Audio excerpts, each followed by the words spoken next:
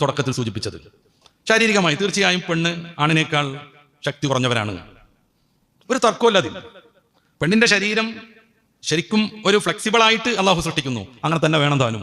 നല്ല ഹാർഡായി നല്ല മസിലൊക്കെ പൊങ്ങി പരുപരുത്ത രീതിയിൽ സ്ത്രീയുടെ ശരീരമായാൽ മാനവകുലം നിലനിൽക്കാൻ എന്നല്ല, ജൈവവർഗത്തിന്റെ നിലനിൽപ്പിന് പടച്ച റബ്ബ് സംവിധാനിച്ച ആണും പെണ്ണും തമ്മിലുള്ള ലൈംഗിക ബന്ധം പോലെയുള്ള സംഗതികൾക്ക് അത് വലിയ വിഘാതമായി മാറും. പുരുഷനെ പോലെ മുഴുവൻ രോമാവൃതമായ ശരീരം, പുരുഷനെ പോലെ താടി മീശ, പുരുഷനെ പോലെ നല്ല മസിലും നല്ല ഒരൊക്കെയുള്ള ശരീരം ആയിക്കഴിഞ്ഞാൽ അത് സമൂഹത്തിന്റെ മുന്നോട്ടുള്ള സുഭഗമായ ചലനത്തിന് വിഘാതമാകും. അതുകൊണ്ട് സ്ത്രീ അതൊക്കെ ഉൾക്കൊള്ളാൻ പറ്റും വിധത്തിലാണ് അവരെ പഠിച്ചിട്ടുള്ളത്. സ്ത്രീയുടെ ശരീരത്തിൽ ഓരോ ഭാഗം പരിശോധിക്കുക.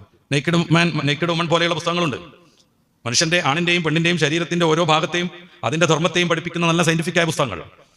നമ്മുടെ എടുപ്പ് പോലെയല്ല സ്ത്രീകളുടെ എടുപ്പ് ഭാഗം, അത് നമ്മളെ പോലെ ഹാർഡാവാൻ പറ്റൂല. അതുകൊണ്ട് തന്നെ മുതിർന്ന സ്ത്രീകൾ പ്രത്യേക പരിശീലനം കിട്ടാതെ സ്പീഡ്